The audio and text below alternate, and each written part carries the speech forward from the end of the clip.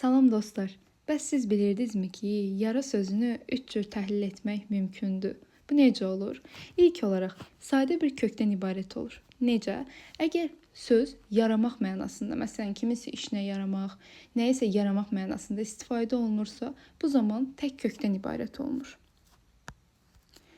Əgər yarmaq sözündən yara ismi yaranırsa, bu zaman kök və leksik şəkilçidən ibarət olur. Əgər kökdən, yəni yar kim, insan olaraq nəzərdə tutulur bu, yar sevgili mənasında. Yara yönlü yal şəkilçisindən işlənirsə, bu zaman kök və qrammatik şəkilçidən ibarət olur. Həmçinin kaş yara feil və arzu şəklinin şəkilçisi ilə işlənirsə, bu zaman da kök və qrammatik şəkilçidən ibarət olur. Bilmirsinizsə də öyrənmiş oldunuz. Bu kimi məlumatları öyrənmək üçün kanala abunə olmağı və bildirişləri açıq qoymağı unutmayın.